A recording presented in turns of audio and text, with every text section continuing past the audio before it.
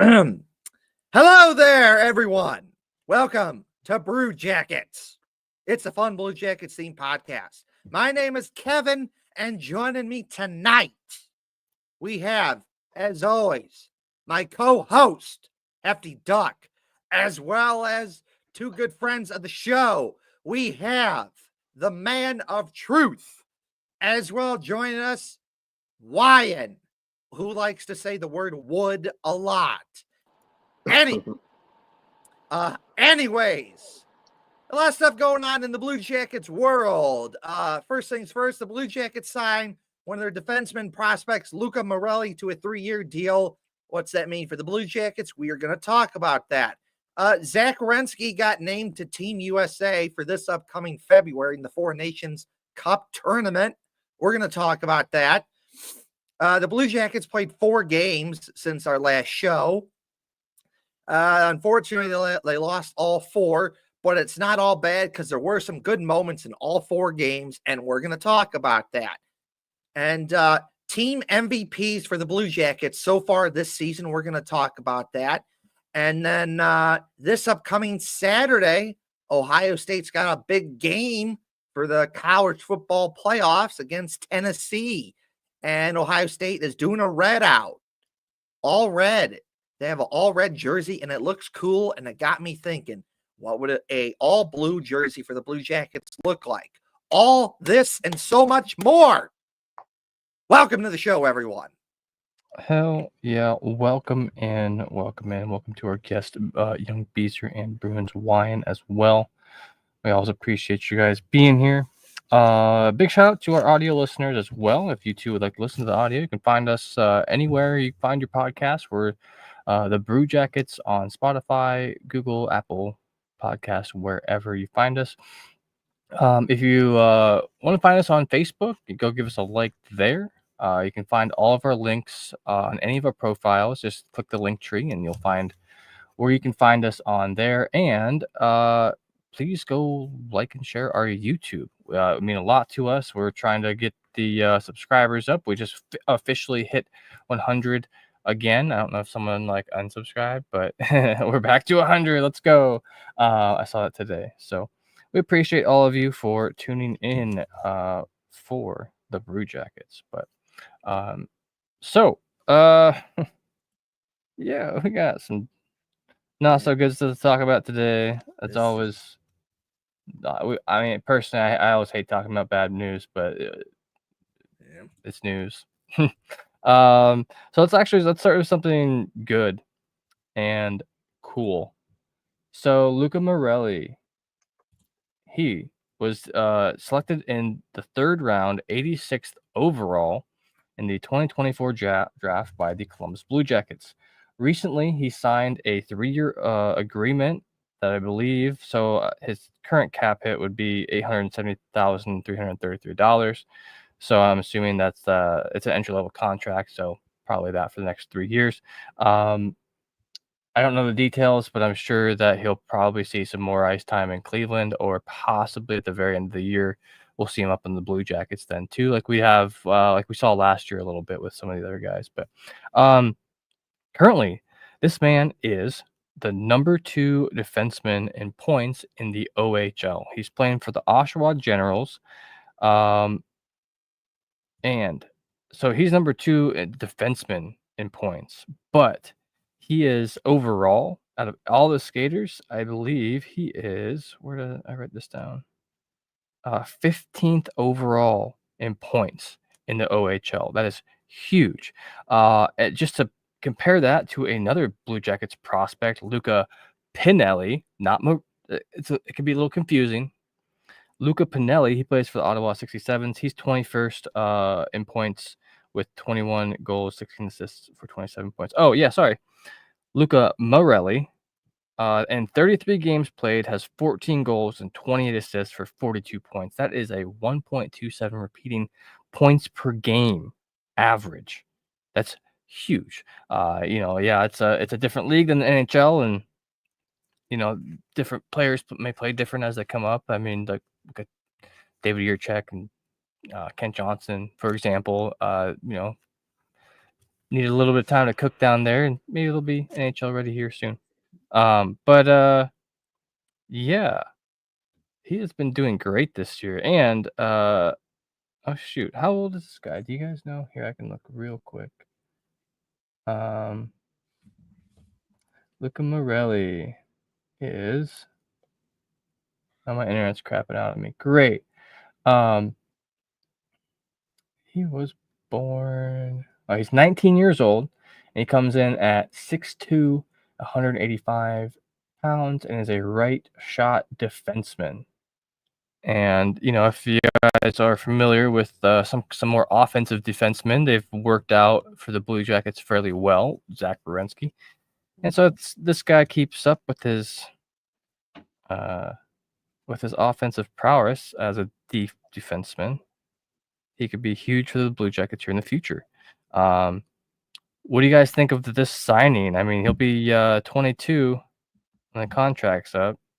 Well, so I like it. He was one of their draft picks from this past draft, and he's really taken off in the OHL up in Canada.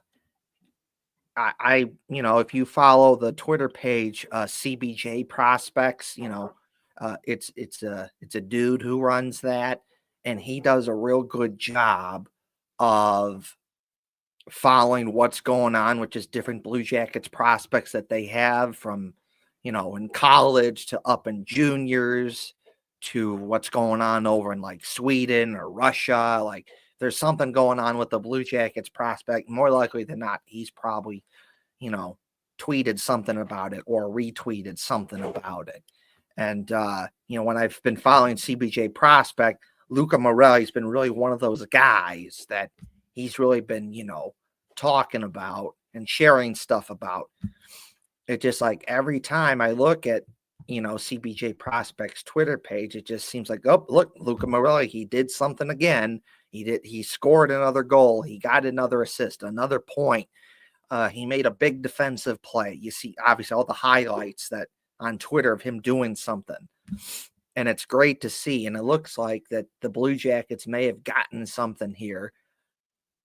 Kind of like a Zach, I'm not saying he's Zach Werenski, but he's kind of one of those types of kind of a guys where he can give you offense and defense. And if you look at where the NHL's going in more recent years, defensemen are more likely to be that two-way kind of game where you can get both offense and defense out of them. Yeah. And it also shows his skating is pretty decent. Right. I'm not throwing shade. Sorry, not throwing shade. Yeah, well, maybe you bring up David Jiricek there, and I was about to say something, is that why this even is interesting to me, even more so, is that he's just drafted and he's playing pretty good. And the Blue Jackets have already made the decision to sign him to a 3-year deal and he's doing pretty good in everything. You compare that to what has happened with David Jiricek, where, yeah, he had a deal and, some moments where he's looked good for the Monsters and the Blue Jackets. But when you get asked to fix your skating twice and you don't do it, and you have an agent that kind of throws a hissy fit and kind of makes it worse, it's just not helping you out. And then the Blue Jackets have just made the decision, well, there's some good talent there and we like it and we've seen it, but we just don't want to deal with all that anymore. Someone else can deal with that. And you get this guy who's just basically just jumped right in there and playing good, and he's already got a deal that kind of, from my perspective at least, it kind of says something there, that the Blue Jackets are trying to say something. Yeah. Right. Well, I mean, with their other top prospect in the OHL, because he is there near the top, Luca Marrelli is a forward. Yeah, I mean, he was signed this April, 2024, and a similar size contract. ELC $870K.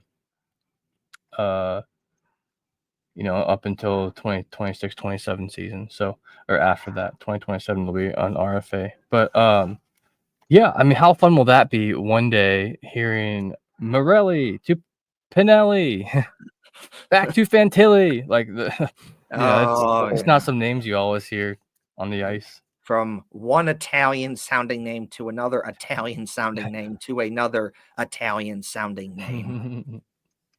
I just thought that was kind of funny. But hey, you guys got any thoughts on Luca Marrelli's signing? Yeah, I mean, it's hard to really be upset about an entry-level contract, but the fact that this guy is dominating the OHL as a defenseman, only 19, I mean, pretty impressive stuff, especially for a third rounder. Right. Because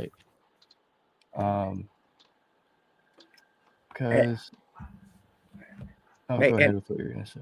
And maybe we shouldn't be necessarily so surprised about this when you look at some of the history of what the Blue Jackets have done in the later rounds of the draft. You get like a Krylmarchenko in the second round, you get an Oliver Bjorkstrand in the third round, a Cam Atkinson was like a fifth round, Gavrikov was like a sixth round, Voronkov a fourth round. You can go down the list, and there's other guys too that the Blue Jackets have gotten later on in the draft that have actually turned out to be pretty good. So maybe to a certain degree, we shouldn't be surprised that the Blue Jackets pick another dude later on in the draft and he's actually looking pretty good and they give him a deal pretty quickly.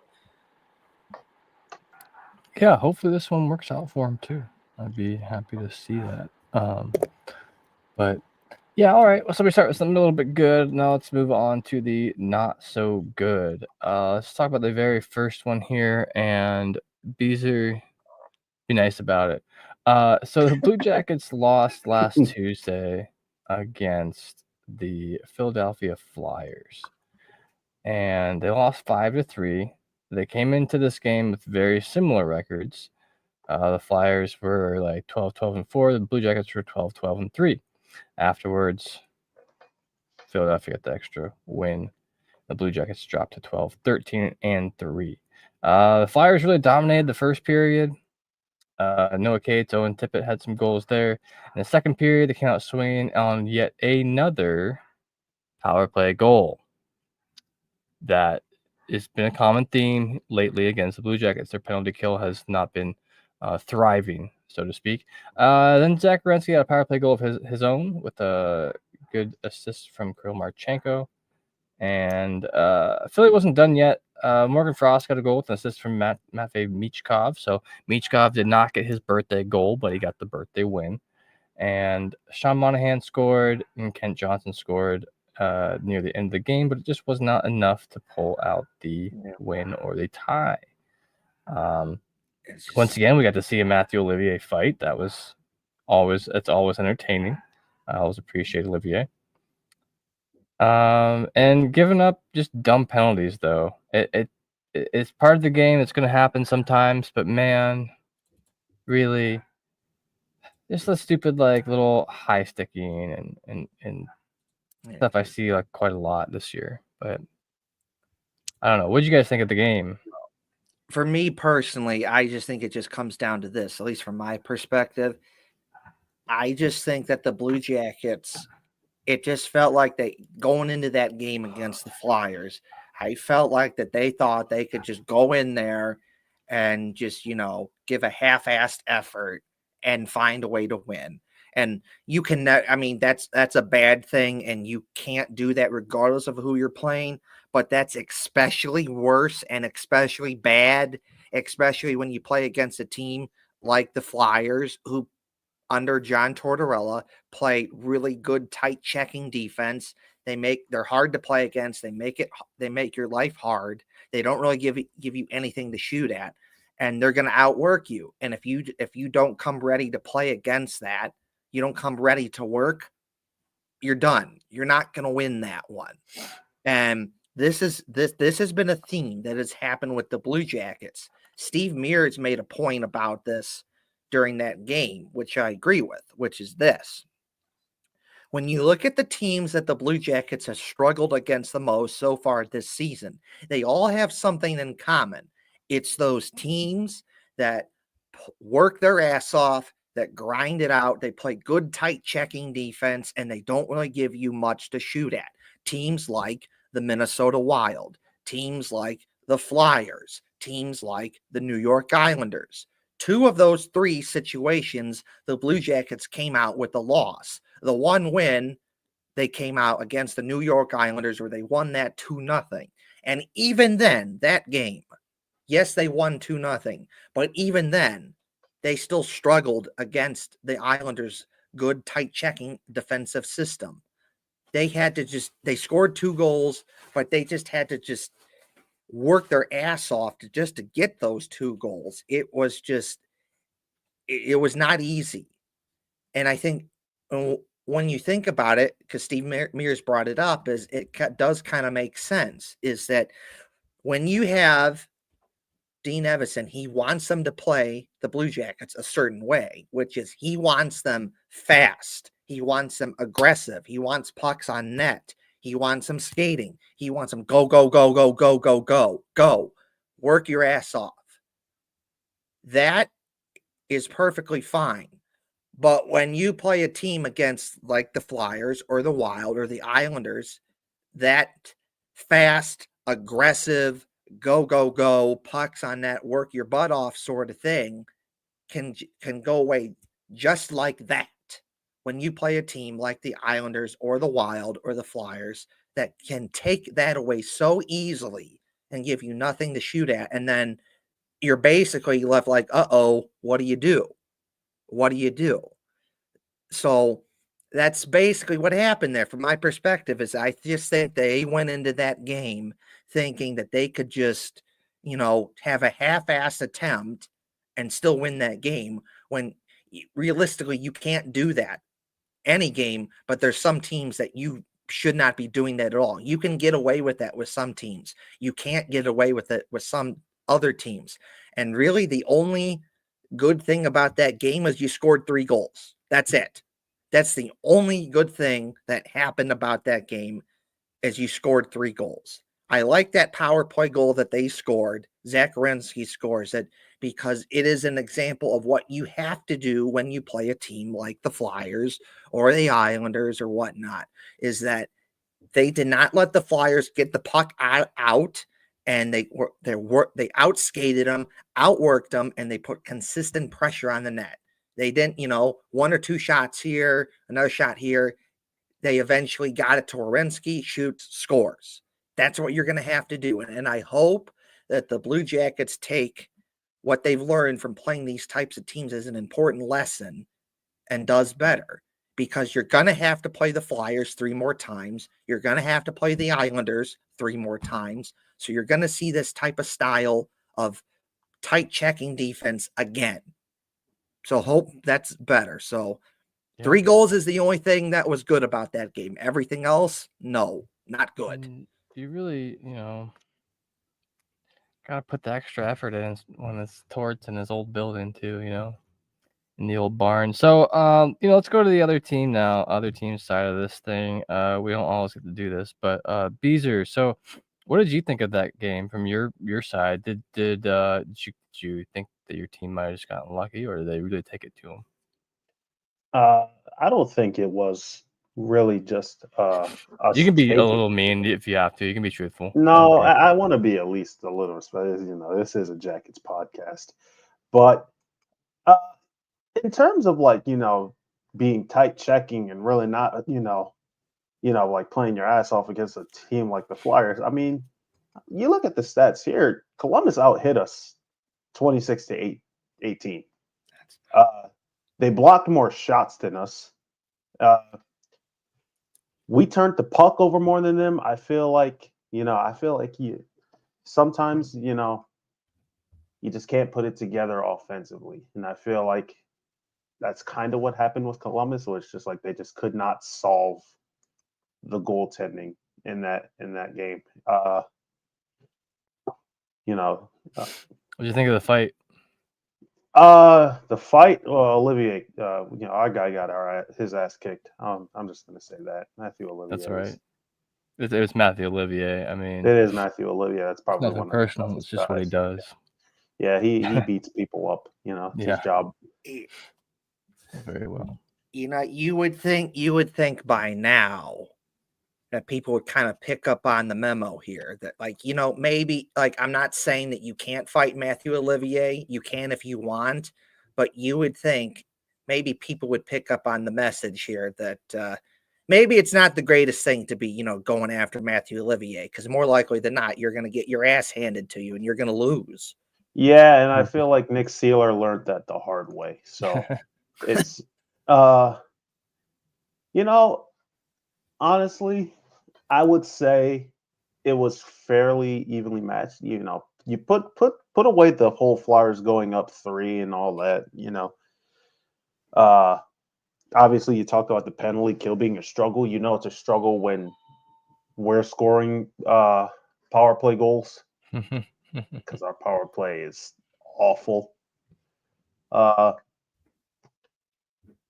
I just feel like, you know, the Jackets just couldn't really put it together. You know, they try, you know, they really did put that. Oof.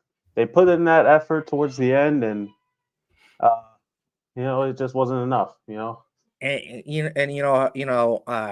Man of truth. You say, okay, so the stats say that the Blue Jackets did all these things that the Flyers didn't, and that's true and everything. But obviously, you know this because you watch the Flyers, and Torts is your coach now. But when I say that, because then I've seen this when he was the coach of the Blue Jackets, it's just that stats can say one thing and that's fine, but like there's always one thing with the John Tortorella team is that you have to come ready to play. If you're not, you're done, because he's just going to have his team just play good defense and outwork you and grind you down. And if you're not ready for that, you're just, generally speaking, you're just going to lose. You can have all that other stuff, but if you're not ready for that, you're going to lose. Like, you have to put in the work to outwork them and do better. And generally speaking, the Blue Jackets did not do that game. They were not ready for it. Like, so that's a lesson to be had, that you need, when you play them 3 more times, you need to be ready for that. And if any team, it should be the Blue Jackets that should know about this, that should be ready for it. But that's besides the point, and you hope that they're ready for it the next 3 times that they play this season. Well, we got a few more games to talk about, so let's move on now to the Blue Jackets versus the Capitals. We don't have to spend very much time talking about this one, although it was a much better game from the Blue Jackets overall. I thought they played pretty solid.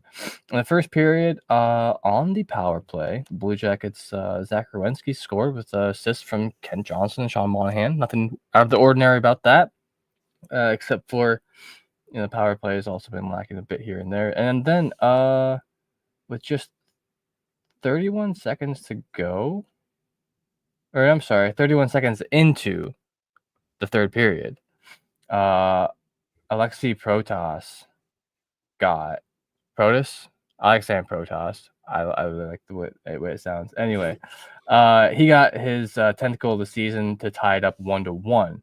And unfortunately, that carried into the overtime where Alexei Protas once again got the game-winning goal. So let's break this one down real quick. First period, Trevor Van Riemsdyk, he got a penalty for holding. That was it. And then the second period, Blue Jackets didn't give up any power play goals, penalty kill goals, but there was only one penalty they had. It was Zach Werenski with a tripping call. And they could not capitalize. They were 1 for 0. I'm sorry. They're 1 for 5 on the power play. 0 for 5. Jeez, dude. What's wrong with me? 1 for 5 on the power play. Look, it's getting late. It's been a long week. Sometimes my mouth moves faster than my brain. So, yeah, I mean, just 1 goal this game. 1 goal. They got 1 point for if it matters to anyone. Then also got the loss. So, the Capitals, they're like one of the best teams in the league right now, if not the best. I think it's Devil Magic. I haven't played and also it's a mix of that and Ovechkin saying, "You know what? I score a goal." You know what I mean? Yeah. Is he even playing right now? Is he still hurt? He's still hurt. He's skating, but he's still hurt. He's not playing yet. No. Yeah.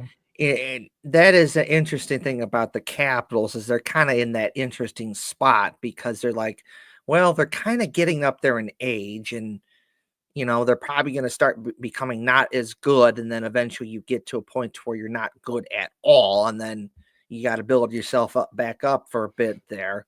And then people are wondering like, okay, like where are they in that sequence? And is that gonna is that gonna come? And you're not exactly sure.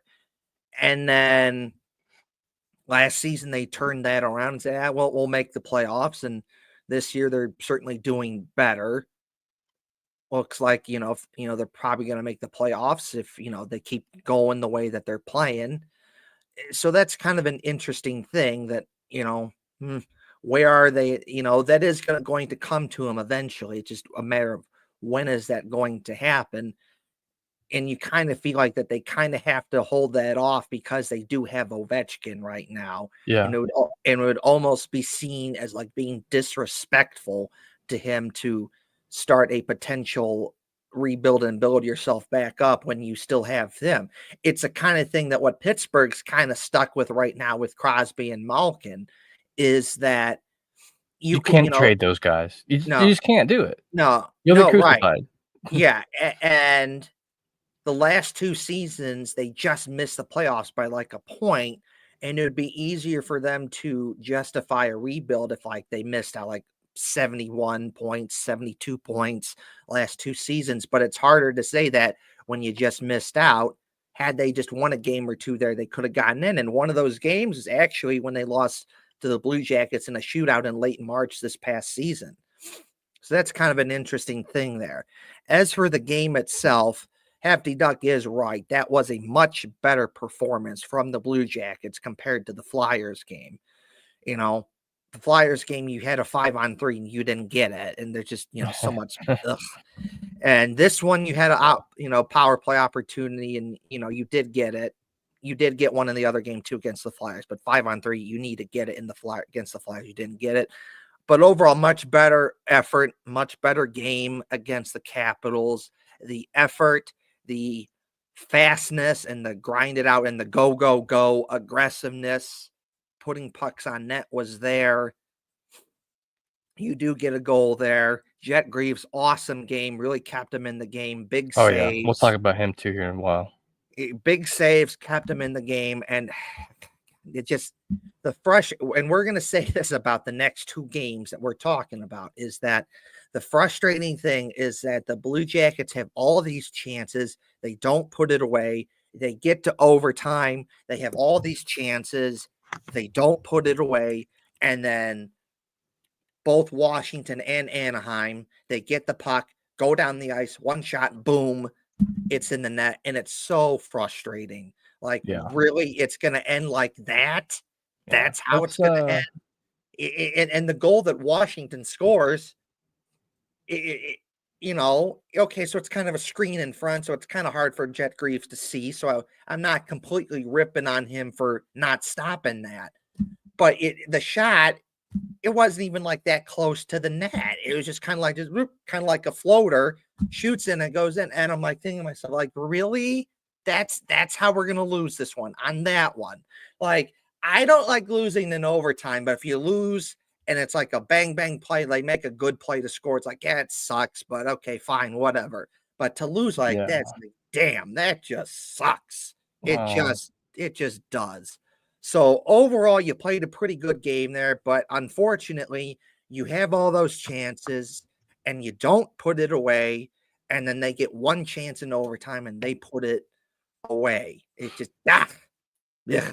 But much better game compared to the Flyers game. Well, and a much better game than the next one too. And B's and Y. I'll get your thoughts here on this one after we talk about it here just a little bit. So the Blue Jackets played the Anaheim Ducks, which is still just odd to say.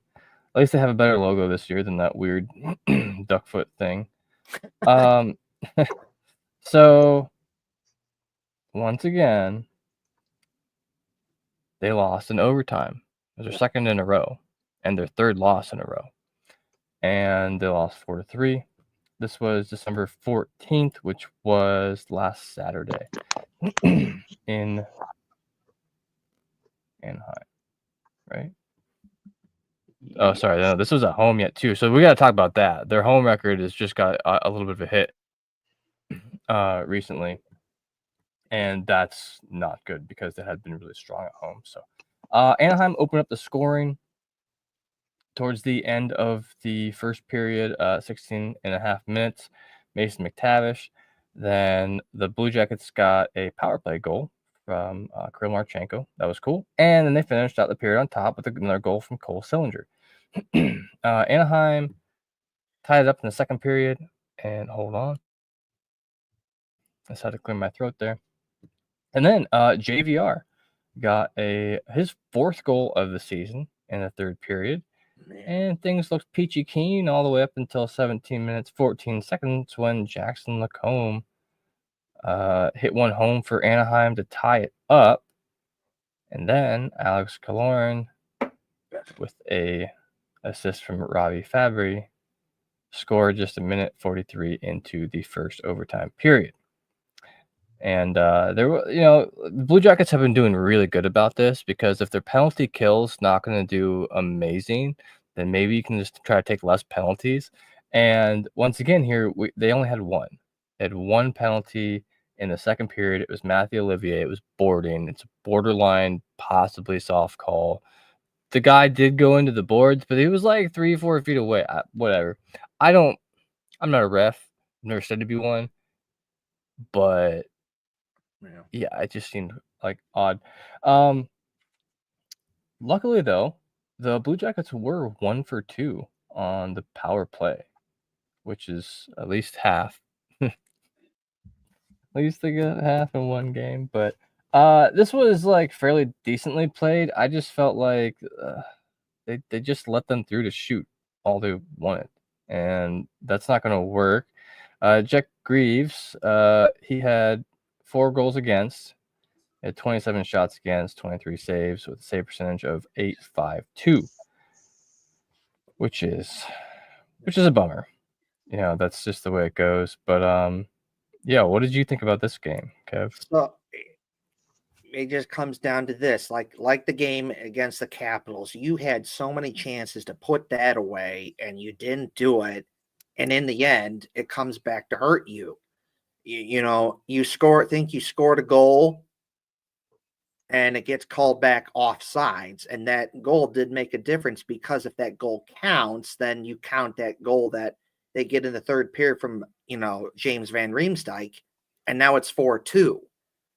And even if that goal gets scored by Anaheim, more likely than not, you're winning the game 4-3 instead of losing the game 4-3. And, it just, last season when they played the Ducks at home, if you remember, they had 8 power plays, could only get 1. And it was a similar storyline. That game, they had so many chances to put that game away, including in overtime, and they couldn't get it done. And then Anaheim had one shot, put it in the net. They won that game, and it was the same storyline again for this game. The Blue Jackets had so many chances to put that game away, and for whatever reason, they didn't do it. And they lose, and including in overtime. The Blue Jackets had so many chances to put that away, and then they didn't do it. And Anaheim gets one chance, boom, it's in the net, you lose. And that just no. And again, it was like the overtime goal that the Capitals scored. It's like, really? That's the one you're going to know? Because when you look at that goal, it's kind of like a breakaway, but that's kind of a hard goal for the Anaheim player Killorn to score because he's kind of got a guy like right on him. So like he doesn't have a lot of time to like think where he wants to shoot it or to deke it or anything. He's just got to get it on net because if you don't, guys are right on you. He'll probably take the puck away from you. So it's another thing. Like really, that went in. He's like, you have all those chances in overtime, and throughout the game, you don't put it away. They get one in overtime, and it's in the net. And it's just like, man, that. Did I freeze or did you freeze? No, You someone froze. did. You're good? I I'm can fine. hear you. But point being, that was the one game of all the games that I was just that really upset me the most, because you played a pretty good game there and you had so many chances to put that away, and then you didn't do it. You didn't do it. And then it combined by the fact that for whatever reason, the Blue Jackets are absolutely terrible in overtime this season. They're 1-5 in overtime. And that probably made it worse. It just like, minus that one overtime win they got against Tampa Bay, where Zach Werenski got the game-winning goal in overtime. Minus that one thing, every other time they've lost. And for whatever reason, they're absolutely terrible in overtime. And it's just so frustrating that you play a good game there and you get to overtime and then you piss it away. It's just like, come on now, guys. Just Yeah. like, come on. Five overtime losses this year, I believe. Yeah, 1-5. The Blue yeah. Jackets, as of right now, are 1-5 in overtime. And I know you saw this tweet on Twitter because you talked to me about it before the show started, Hefty Duck. Yeah. But Mark Shy, one of the people in the Columbus media, I like his stuff, he put this on his Twitter page that if the Blue Jackets had just won all of those games in overtime, there'd be a different story. And the different story is that we'd be talking about the Blue Jackets fighting for a playoff spot right now. Instead of, they have 29 points, and with those 5 extra points, that would give them 34 points, which would put them above Philly, the Rangers, Pittsburgh, and Islanders in the Metro. Right. So, like, this season as it is right now, it's compared to what last season was, this is still a damn good season for the Blue Jackets because they are better. They are much more competitive. They are getting more wins. They're beating some of the best teams in the NHL. Generally speaking, they're competitive every game. Like, this is still way better. But if you put away those games in overtime, it's a whole different discussion that we're having. Oh, hey, the Blue Jackets are fighting for a playoff spot. Isn't that cool? Obviously, it's December, still way too early in the season. We could be doing a show in like February and talking about, hey, they're fighting for a playoff spot. Yeah. You don't know. Yeah, we haven't even hit the halfway point. We're 10 games away from halfway point still. So, like, that could be a thing. But in the event that they don't make the playoffs, and let's just say they miss out by a point or two, you want it to be, well, at least you tried. You played a good game there. You know what? You tried. Other teams were just better than you, and not just, damn, you missed the playoffs by a point or two, and if you just won one of those games, you could have gotten in. Yeah, that's so. Well, overall, it was a pretty good game there, but you had chances again to put it away, and you just couldn't do it. Yeah, and that's just the way it's gonna go. Beezer or Ryan, did you have any thoughts on this game? Were you guys able to catch it? If not, we can move on to the next. I mean, it seems like a winnable game, especially against Anaheim with that terrible defense that they have. Terrible. Ass. Like, it's unbelievable. Like I've said, I mean, 1 for 5 in overtime, that's 7 points still. You know what I mean? That's fair. They if without those points, they would be dead last, at least in the East. And so, and obviously, like, it sucks losing so many games in overtime because it seems like this is a team that has. It's like this close, and it's like losing in overtime off 1 shot, 2 shots. It sucks, like I've seen that with my team. But if you're playing like Anaheim, you just gotta put boot to ass to that team. Like, they are so bad, like, every time. Yeah. But sometimes that's just the way the game goes, and you're gonna win against the great teams. You're gonna lose to some of the worst teams.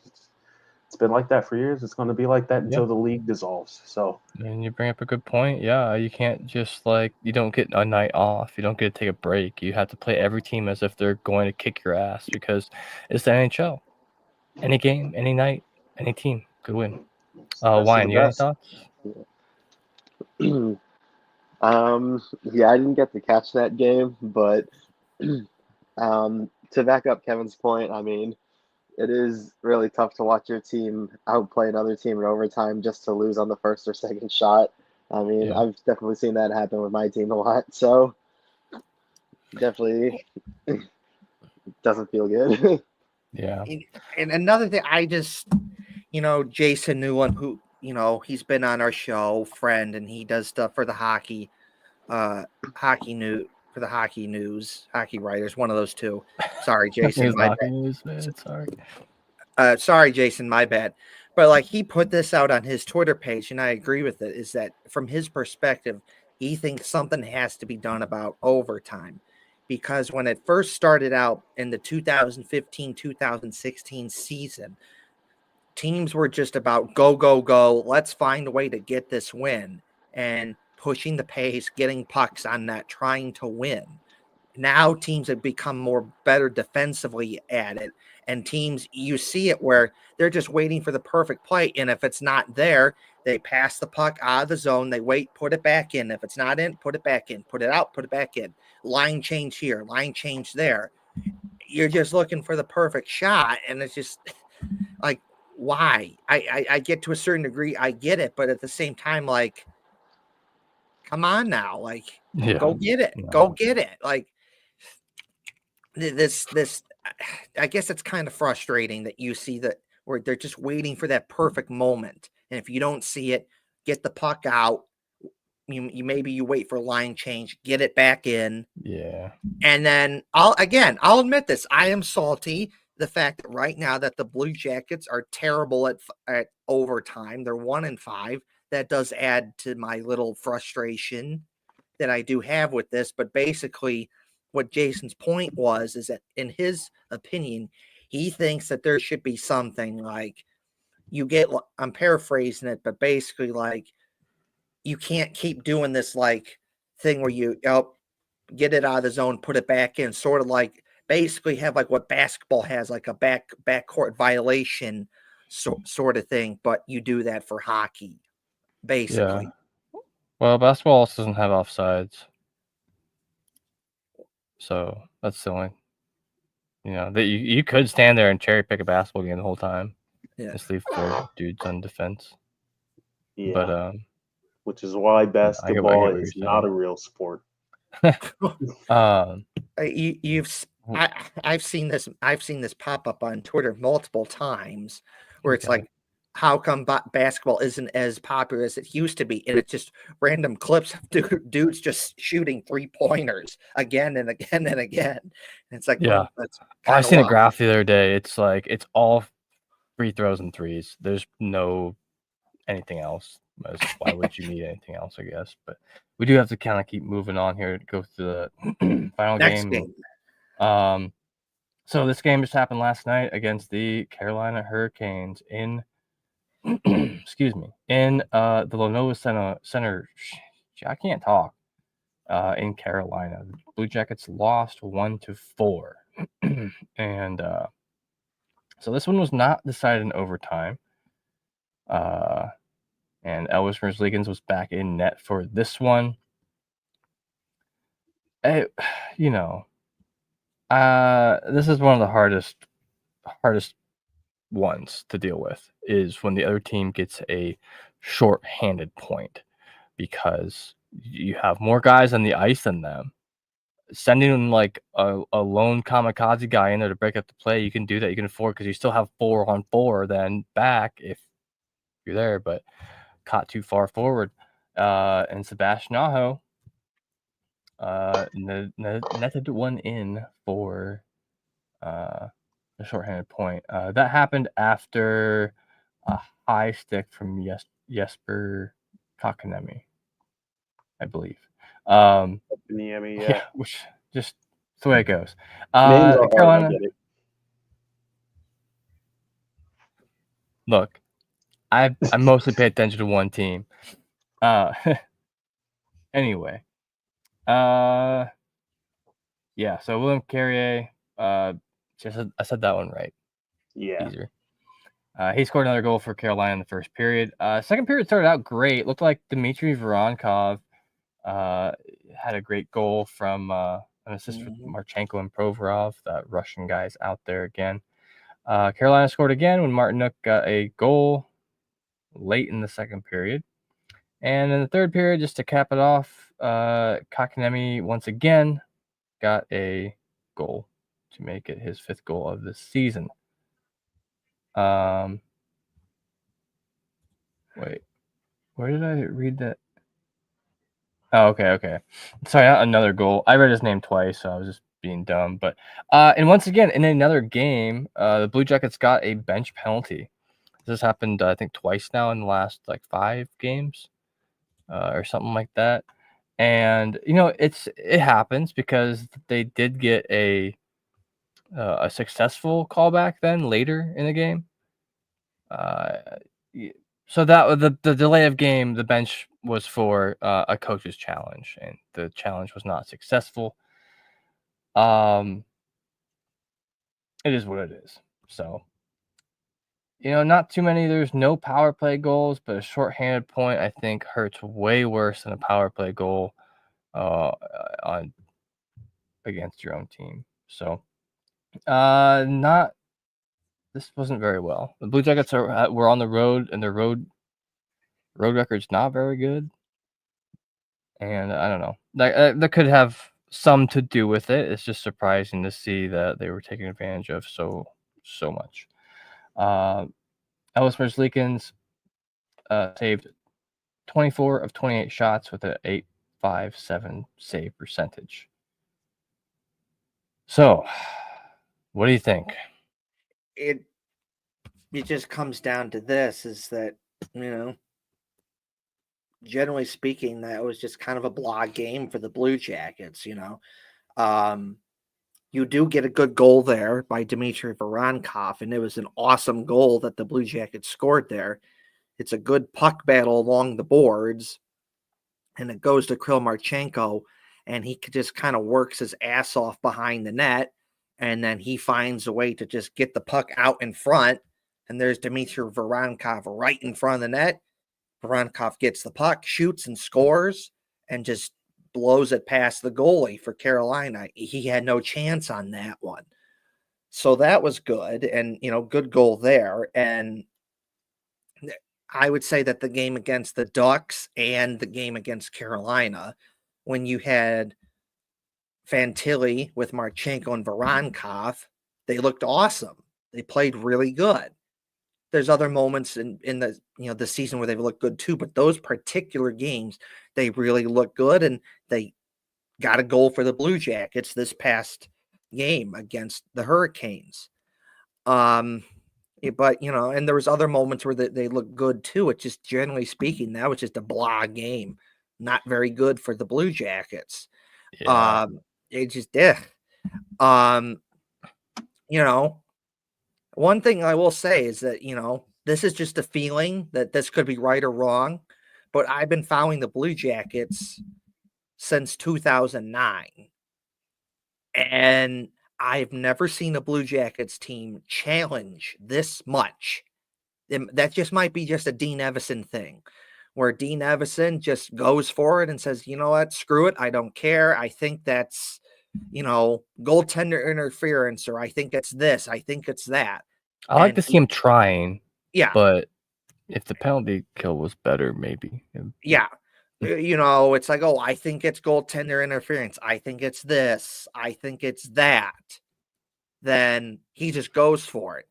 And it's not completely bad. Like, I can see why he's challenged it, because when you show the replay, you can see it. Oh, a guy gets bumped into someone. There's this, there's that. Like, oh, you're like, okay, I could see why he went for it. I could see why you could challenge that. But then this whole goaltender interference thing and all this other stuff, it's just a crapshoot because there's no really like consistent thing of what is and what isn't goaltender interference or, high stick or whatever else that you could potentially challenge for. And generally speaking, it has not worked out for the Blue Jackets, except for this one instance where you challenge the first time and you don't get it. And then Carolina thinks they score on that power play because of that challenge. But no, the Blue Jackets challenge for a hand pass. So they went back and watched the replay. And sure enough, there was a hand pass by Carolina. And it was right off the faceoff. Carolina wins the faceoff. Puck goes to a Carolina dude. And puck kind of like gets into his hand. And like he just, I don't think on purpose or anything, but it was a hand pass where his hand just, hits the puck, hand pass, and then they eventually score on that goal. And sure enough, hand pass. They go to the review and they get called no goal. No goal, hand pass. So for that time, that's one of the few times this season where the Blue Jackets actually challenged something and won it. So that's cool. But generally speaking, outside of like that and some other moments and getting the goal, that just was not a very good game by the Blue Jackets. Yeah. And now you're sitting on a 4-game losing streak after you're coming off a big win in Winnipeg before that where you're feeling pretty good about yourself. Yep. And they've been here before this year already too. They had that 6-game losing streak earlier. One of those being an overtime loss to the San Jose Sharks. It's hard to, even though they're doing better, the streaks really, it's hard to not get kind of a little bit down on that. And to be fair, personally, I think they're doing about or a little better than what I expected out of them this year. Right. There's a lot of crazy circumstances surrounding the start of this year, and just seeing them getting out there and them having like a positive record for like at least a little while was nice. And who knows, maybe they'll rally back and maybe there'll be some just something helps them out a little more. I don't know. Honestly, I think that Dean Evason is doing a really good job too with the tools he's given right now. And as the development of the team, the direction of the team works under him, I feel like that it's trending in the right direction. It's just when there's 4 in a row, it's hard to remember the wins. And another thing to consider, I've said this on the show before, but you look at what Dean Evason did when he was up in Minnesota with the Wild, that 4 of the 5 seasons he was there, they made the playoffs and they had multiple 100-plus point seasons. And what's even more impressive about that is for years now, Minnesota has had awful cap space where they basically can't really afford anything. And if they do, it's bargain bin shopping. You're hoping that this guy for like $1 million or $2 million works out, and it's just, mishmash and put some guys together on a team and hope it works out. And to his credit, he's found a way to get it done. And then what he's been able to do, where he helped develop Kirill Kaprizov to where he is today. Matt Boldy, their other good player who's been really good. Eriksson Ek, Brock Faber. You can go down the list of guys that are good that Dean Evason played a role and helped developing that. And we can start to see some of that same thing that he did with the Wild that he's starting to build up on and do with the Blue Jackets, that a lot of these guys are starting to pop off. A Kent Johnson, an Adam Fantilli, a Yegor Chinikov, Dmitry Voronkov.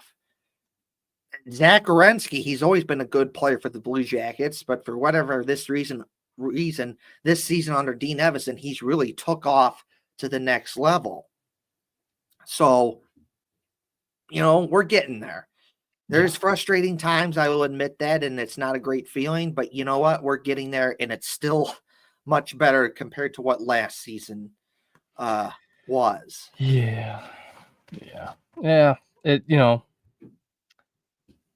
I don't even know what to say to like make this a happier moment, but so that's the games from last week. Did you have anything else interesting? Any clips or anything? Well, I've got to give a shout out to Zach Werenski for Oh making yes, USA. we So forgot that last week. yeah, so of course last week on the show there was news that came out before that show that Zach Werenski made it for Team USA for the Four Nations Cup hockey tournament that's coming up this February 2025. And we did put it in the tile. And when I made the graphic for that show, like I put Zach Werenski Team USA, like the graphic that the Blue Jackets made for that sort of thing. And other than me saying it in the introduction of that show, we forgot to say anything. And after that show is over, I was like, shit, we forgot to say something about Zach Werenski. And I made it of note that we were going to talk about Zach Werenski the next show, because like we need to talk about this. So Zach Werenski has been picked to represent Team USA in the Four Nations Cup hockey tournament this upcoming February 2025. So that's awesome. He's been playing awesome. He's deserved it. And there has been this talk for a bit now. When you look at defensemen who could play for Team USA, Zach Werenski was one of those guys where it's like, well, okay, maybe Zach Werenski could get picked. And then as Zach Werenski just continued to play better and better this season, that talk of, well, he could play for Team USA, it just got louder and louder and louder and louder. And then obviously the news comes out that he made Team USA. So that's great. So, shout out to you, Zach Werenski, for making Team USA. You're going to do, I have no doubt you're going to do awesome representing the Blue Jackets and Team USA. And little interesting tidbit here. This past October, when I was in Columbus, I was at our bar hanging out before a Blue Jackets game. It's the day when they played Buffalo. They beat them 6-4. And Zach Werenski's dad is hanging out at our bar. And like he sees me and he remembers me. So like I start talking to him. And then I talk to him, and then there's Jake Christensen's dad right next to him, and he starts talking to him too. And he shares with me and Jake Christensen's dad that one of the things that Zach Werenski wanted to do was he wanted to make Team USA for the Four Nations Cup tournament. And he said that that's something that he told Johnny Gaudreau. He being Zach Werenski told Johnny Gaudreau that he wanted to make Team USA. So he ended up making Team USA, and I think that's cool that he did that. And man, I just kind of wish Johnny Gaudreau was still here, that like he could, Zach Werenski could go find him and tell him like, hey, I told you I wanted to make Team USA and I did it. So when I heard that he made Team USA, I just thought that was so cool, and it just made me think of, that time I was hanging out at our bar before a game when he told me and Jake Christensen's dad that that's one of the things that Zach Werenski wanted to do. So shout out to you, Zach Werenski. You're going to do a great job representing the Blue Jackets and Team USA. Yeah, because there's no other Blue Jackets on the team right now. But Zach Werenski joins the defensive ranks of Jacob Slavin, Charlie McAvoy, Quinn Hughes, Noah Hannafin, Adam Fox, and Brock Faber. Those are all defensemen for Team USA. Other notable names: Jeremy Swayman's the goaltender, Jake Ottinger. I'll just read the list really quick. It won't take me long. Connor Helbeck, that's the third goaltender. Vincent forwards are Vincent Trocheck, Matthew Tkachuk, Brady Tkachuk, Brock Nelson, JT Miller. Love me some JT Miller. Austin Matthews, Dylan Larkin, Chris Kreider, Jack Hughes. So we got two of the Hughes brothers on here. Jake Gensel, Jack Eichel, Kyle Connor, Matt Boldy. Hughes brothers. Zach Werenski, Jacob Slave, and yep, we already talked about them. So interesting. We got two of the Hughes brothers and the Kachuk brothers. So, Wyatt, do you have anything to say about two Bruins guys being on Team USA? Yeah, sorry. Yeah, I mean, obviously, you love seeing players on your own team make these kind of tournaments, especially when it's your home country. I mean, yeah, totally. And we haven't really seen this in a long time. Like, when was the last time we saw like Olympic action for the NHL? Was it like 2014, 2010? Yeah, no, it was 2004. It was the 2014 Olympics, and Yes. it's been that long. And I remember watching those Olympics. They're in Russia, and you'd get up at 7:00 in the morning my time to watch it, and then I remember, and then watching one of those games. It was like on a Saturday, and I took the train down to Chicago to see one of my Columbus friends, Brian, who was in town, and we went out to lunch, and it was fun. But I remember that's the last time that the NHL had involvement with the Olympics or an Olympic sort of thing was back in 2014 for the Olympics over in Russia. And that is a big sticking point that the players and even the NHL to a certain degree have really, harped on, that like they want to do that again. It didn't happen in 2018 or 2022, but that's something that's going to happen in 2026 or the Winter Olympics when it's over in Italy. And that's a big reason why this whole Four Nations Cup thing is a thing, because they want to have that sort of like Olympic style sort of tournament, because the players want it, and even to a certain degree, the NHL wants it, instead of, Well, it having helps this promote the all-star game. NHL around the world even more. Right, that is going to help promote the NHL around the world even more, instead of just having another all-star game. With nothing wrong with that, I like those too, but I can see why they made the decision to go with something different. We got some comments here. If you two would like to leave a comment, leave one on our YouTube or our Twitter. William, let's go! William was not able to join us tonight. He says, sorry, I can't join, but he leaves a comment here. He said, can't wait for the game tomorrow. I'm going to be there in person. It's going to be a good game. Awesome. Oh, yeah. Right, so, William, if you're still here,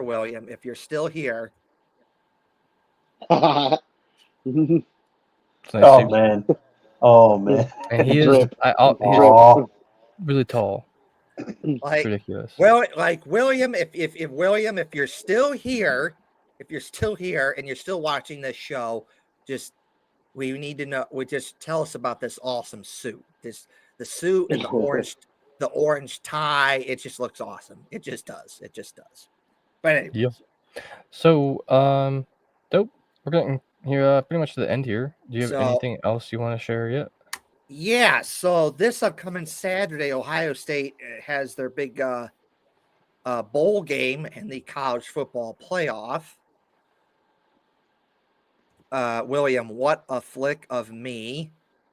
Yeah, that's right, William. That's right. Look at that right there. That's right, William. Good to know you're watching. Well, hey, when you come on next time, you'll have to explain it behind the suit, but Flyers colors, shout out Beezer. That's what he said.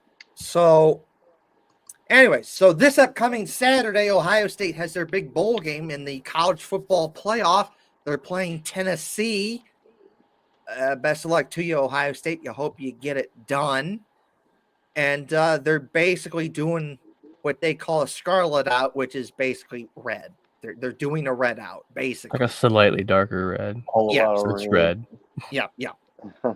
They're calling scarlet fine, but let's just be honest with ourselves. Red. It's way more interesting than a gray out, though, or a silver out. Sorry. Yeah. So Ohio State this upcoming Saturday against Tennessee in their playoff game. They're doing a red out. Everyone in attendance is wearing red. And Ohio State is going to have a red jersey, red pants, red socks, red shoes, Red helmet? no red helmet. Oh, And hopefully after the game we can't say that they blew it. Ha, blew. Yeah. Oh wow, Sorry, Ryan go Day. on, go Why on. did you, Ryan But, Day? Why did you have to lose 4 straight to Michigan? You bum. You Look bum. what you started, Lance. he's excited. Anyways, but point being, it got me, and I've seen and Ohio State has done the all red jersey, red pants, red socks, red shoes thing sort of thing before, and it looks cool. But then it got me thinking, what would happen if the Blue Jackets did it all blue look? Blue helmet, blue jersey, blue socks, blue pants. What would that look like? And then I saw something on Twitter where CBJ Center, a page on social media, Blue Jackets theme page, photoshopped Yegor Chinikov wearing all blue, and this is what it looks like. Oh, baby. So, as you can see from CBJ Center, this is what it would look like if the Blue Jackets wore all blue. So your blue jersey, your blue pants, and they even got blue socks down there. And you know what? Honestly, I'm for it. Just for one game, I would like to see the Blue Jackets do like a blue out. Everyone in the crowd wears blue, and the Blue Jackets wear a blue jersey, blue pants, and blue socks. You could combine it with Hawaiian shirt night and call it the Blue Owl.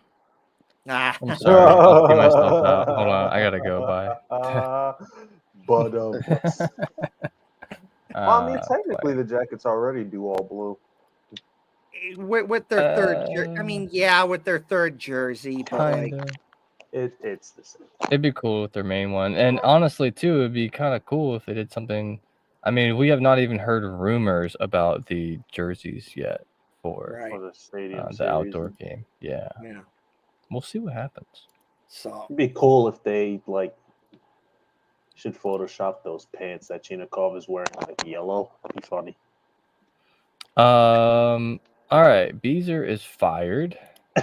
we're kidding. Yellow. It would match our logo. Adam the Michigan guys on the Blue Jackets, like Jack Johnson, Zach Werenski, Kent Johnson, and Adam Fantilli, they like the yellow pants. So, All right. So, there's that. Now, for reference, this is what Ohio State's all red look looks like. That's cool. Be cool if they had helmets to match, but I understand that you only have the one. Yeah. So, as you can see, there's the red jersey, the red pants, the red socks, and the red shoes. So, there's that. So that's where my kind of inspiration there is, what would it look like if the Blue Jackets did like an all, blue look for like a blue out with like their home jersey, blue pants, blue socks, blue gloves, blue helmet, stuff like that, Blue dabu dee dabu die.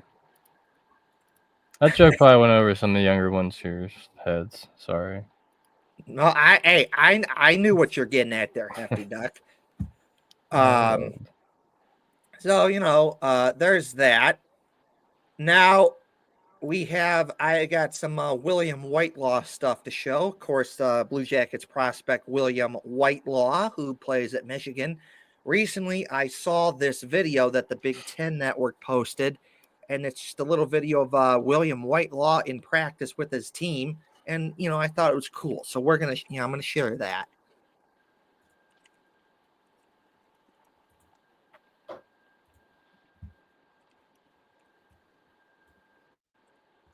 I'm hitting it.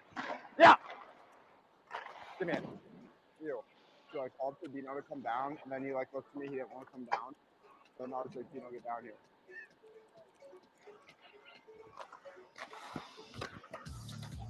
Thank God. Woo! Yeah. Give me a There's no way.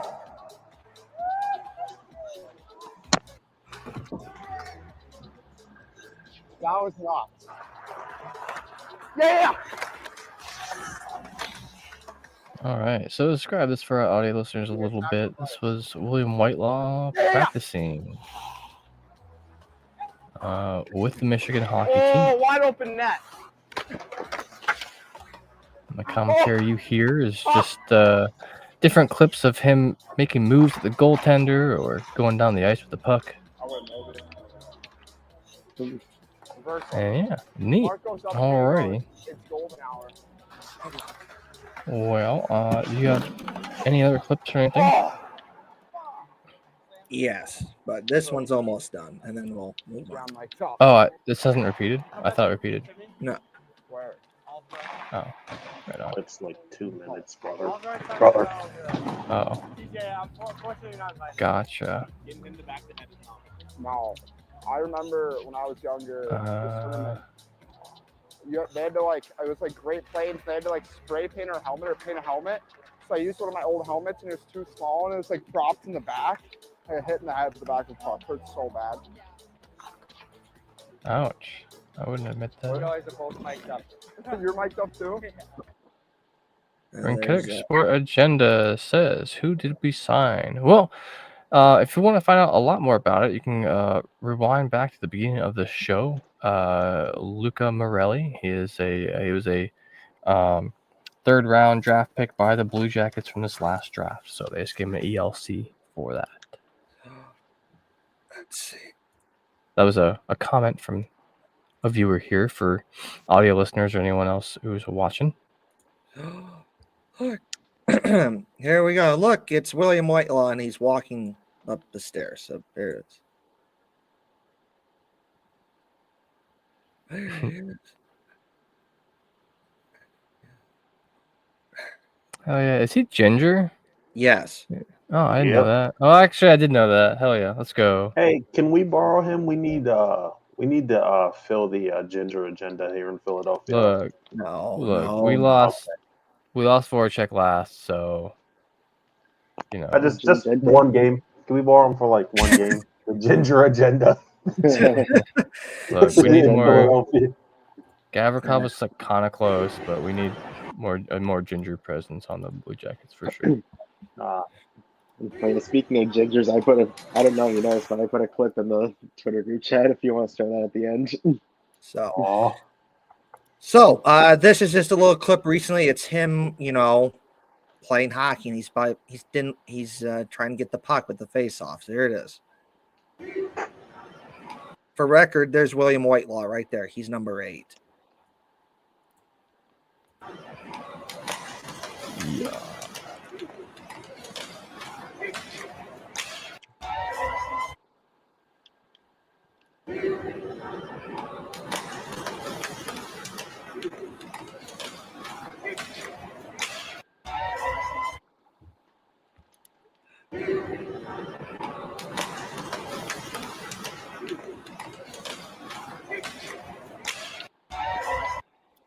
All right. There's that, and then we got. How much more you got? We got 3 more quick ones, and then I'll be. So, this is just William Whitelaw, and he's just playing around with the puck.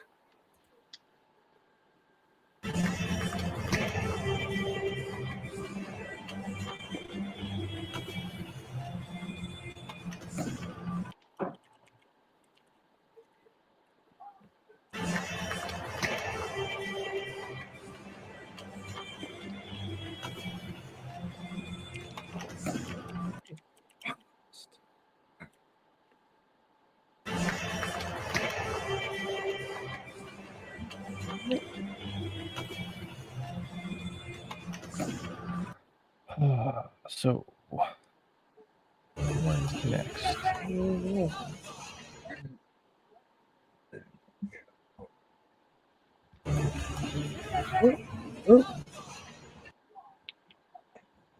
Okay, right here. Oh, look at that. All right. And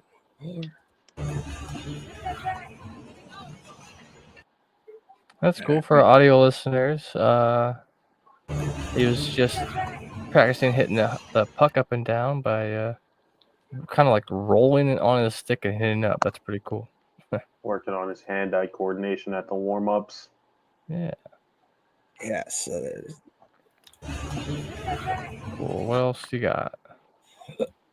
I think is it. I think that no. We got this one right here, and then here's. You just bad buzz. Oh, that one's loud. Holy shit balls. So it's just him walking into the game. So here's William Whitelaw walking in the game. You just bad buzz. You just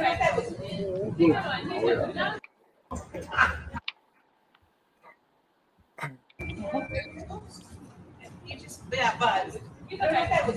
I'm not sure what the audio is. Sorry, it was bugging me. I muted it.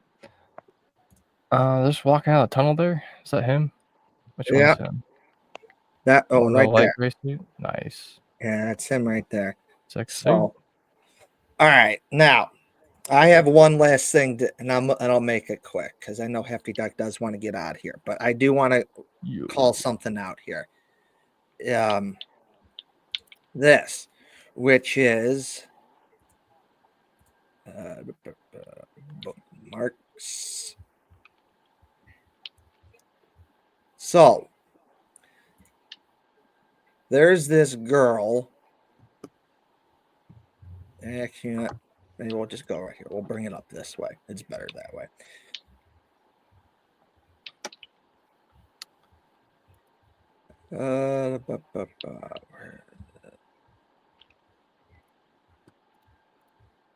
Okay. So there was this girl that made a big hissy fit. Oh, I gotta put this on the screen. So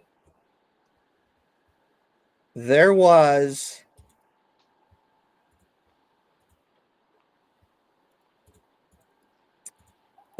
there's this Twitter user complaining on Twitter that basically that when the Flames came to town and played the Blue Jackets, that she complained that the Blue Jackets didn't do anything for Johnny Gaudreau. And then when people correctly pointed out that actually they did the home opener and it was pretty good, she's like, yeah, but they still should have done something. And sorry. And then made a complaint. Oh, they talked about Ohio State, Michigan. Well, one, the Blue Jackets did do something for Johnny Gaudreau and Matthew Gaudreau, and it was awesome. And it's their home opener.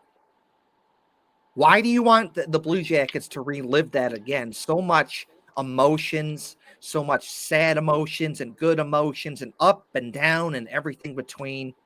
Why do you want the Blue Jackets to relive that? That's not good. You just no. Also, yeah, the day before Ohio State plays Michigan, of course, people are going to talk about Ohio State, Michigan at the Blue Jackets game. Ohio State, Michigan means so much in the states of Ohio and Michigan. It bleeds through their entire culture, especially the week of Ohio State, Michigan.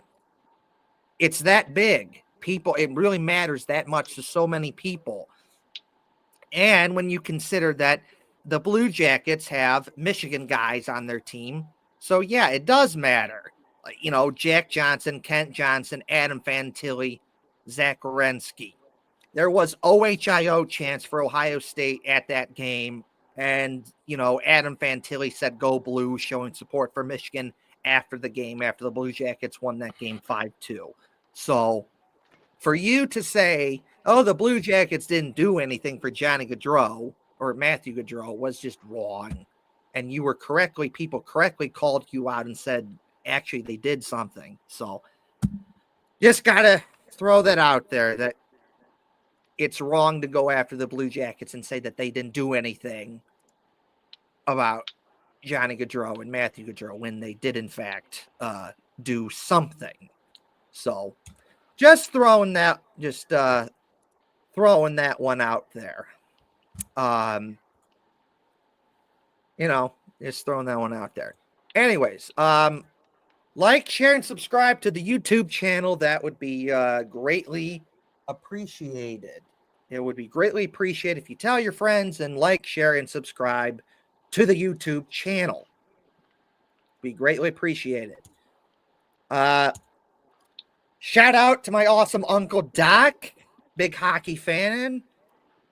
You like the Blackhawks, but you like the Blue Jackets because of me, and you were a big Union Blue Soldier supporter, and you like this show as well, and you had the chance, you would have loved being on the show, and you would have loved chance seeing the Blue Jackets play, and I love talking hockey with you. Unfortunately, you're not here anymore, so wish you're still here. I could still talk to you, but shout out to you, Uncle Doc. Thank you for everything.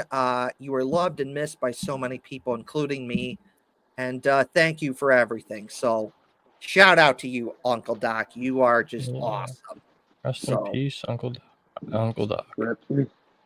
So, and go check out Union Blue Soldiers. It's a fun Blue Jackets themed group that I help run. We do marches and so much more. A lot of fun stuff. So check out Union Blue Soldiers on all social media platforms.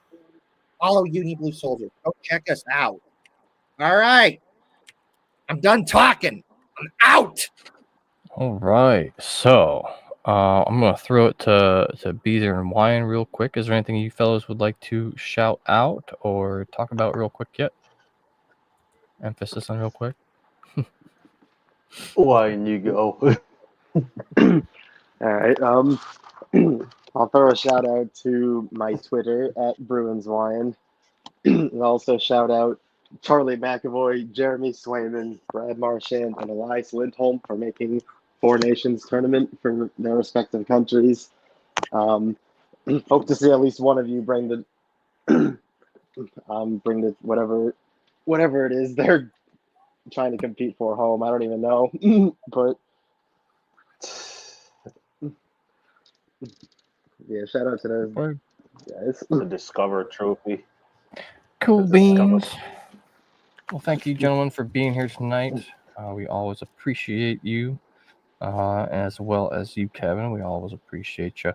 I don't really have much to talk about. I just wanted to mention that there is going to be a Eric Goodbranson bobblehead night coming up.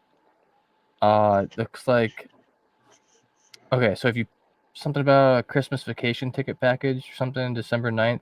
I don't know. Check out the bluejackets.com/promotions. Once again, this is not a paid advertisement, nor has anyone asked us to do that. I just think it's cool. And if you get one, I'll buy one off you. I really want one, but I usually don't get tickets. I either go as media or whatever. But yeah. Big shout out. Also, one thing I forgot to mention was Chinikov is still out, unfortunately. Hopefully, he'll be back in sooner than later. It did not sound like his injuries were super severe or anything, so it could be just that it's a precautionary thing. It is what it is. Other than that, thank you all for being here tonight. Thank you for listening. If you want to catch the replay, you can catch us. You can watch it on YouTube or Twitter, or you can listen to us on Spotify, Google Podcast, Apple Podcasts, wherever you get your podcast, we are there. And once again, thank you all. So we'll be back here next week. We have a special time and a special day for the podcast due to some unforeseen circumstances. It's close to the holidays.